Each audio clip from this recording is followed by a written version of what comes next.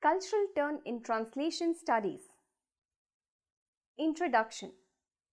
The cultural turn in translation studies conceived of translation as a tool to uncover asymmetrical power relations between the two cultures it negotiated, an agent that plays a significant role in charting out the cultural histories of nations and people. The critical role of ideology, poetics, and universe of discourse in the way translations are commissioned, executed, and published came under critical scanner, and it threw up interesting insights as to the modes and terms of cultural collisions, transactions, and dialogue. André Lefebvre, one of the major translation scholars who linked translation with cultural studies, said that literature is a subsystem of the cultural semiotic system. Literature is correlated with other cultural systems and embedded in ideological and socio-economic structures of society. Herman's 1985. Translations are produced under ideological and poetological constraints. Torrey, A Rationale for Descriptive Translation Studies, 1985. Translation theory should describe the strategy devised by the translator to deal with these constraints. Lefebvre's concept of refractions. In an attempt to substantiate the relation of power and authority between the source culture and target culture, André Lefebvre propounds his most influential theory of refractions and patronage. Refraction is the blanket term used by him to cover literary activities like criticism, translation, anthologization, the writing of literary history, and the editing of texts. In fact, all those aspects of literary studies which establish and validate the value structures of canons. He remarks, refractions are made to influence the way in which readers read a text. As such, they are powerful instruments in ensuring the right reading of works of literature and in perpetuating right reading.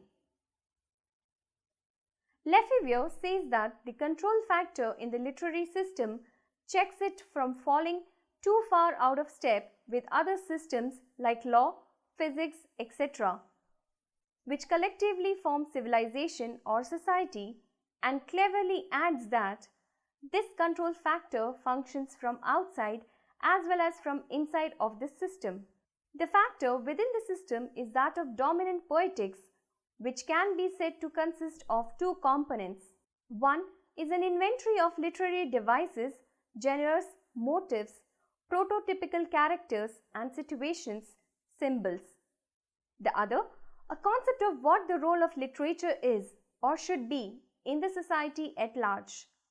In this context, translations play a vital part in the evolution of literatures, not only by introducing new texts, authors, and devices, but also by introducing them in a certain way as part of a wider design to try to influence that evolution. The second regulatory mechanism is patronage, represented by groups or persons such as a religious grouping or a political party, a royal court, publishers, and the media. Patronage consists of at least three components. An ideological one, which establishes what is ideologically acceptable in the literary system and in the world at large. An economic one, which assures the livelihood of the writers and refractors. A status component, which provides writers and refractors with a certain position in society.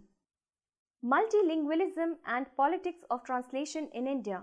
It would be sheer tautology to say that linguistic situation in India is very complex. While the state categorizes 114 languages into narrow categories like scheduled 22 languages and non-scheduled People Linguistic Survey of India being prepared by Bhasha Research and Publication Center, Vadodara classifies Indian languages into classical, Adivasi, nomadic, scheduled and non-scheduled, diasporic, code and multilingual space categories.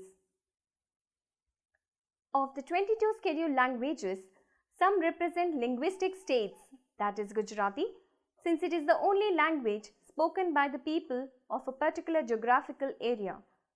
However, within Gujarat, the people using mainstream Gujarati are far lesser than people who use some form of dialectal Gujarati. Thus, when it comes to receiving institutional support for dissemination of language through academics and print, it's only the mainstream Gujarati which gets patronized.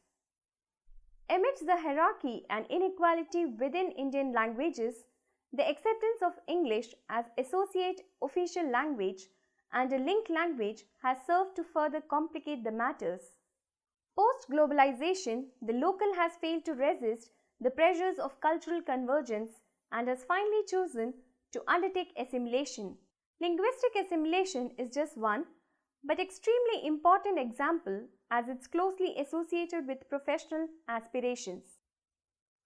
Needless to say that linguistic assimilation inevitably precipitates cultural assimilation. In his insightful article in India, The Paradox of Choice in a Globalized Culture, Anand Giridhar Das says, English has become something more in India than a pathway out of poverty.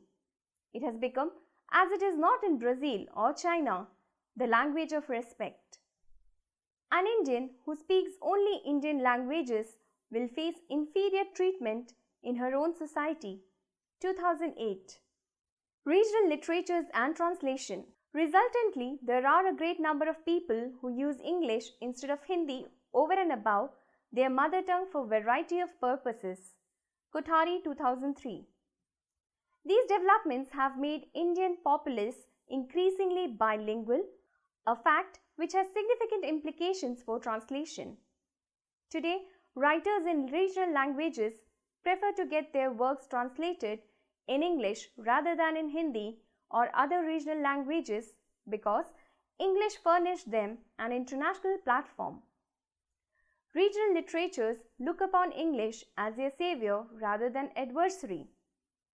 To some, this shift in the mutual relationship, which was frayed in late 19th and early 20th century, is an index of neo-colonial processes overtaking Indian literatures. To others, it is just a politics of post-colonial agenda whereby English is appropriated and abrogated to express experiences that are Indian in color and blood. To a certain extent, this reversal of fortunes has been testified in the vigorous translation of regional literatures into English since 1980s.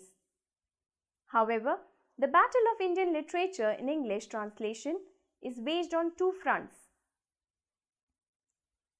It has to uncover and disseminate rich local knowledge systems, oral traditions, and indigenous narratives that were shadowed by Sanskrit and Persian in colonial era.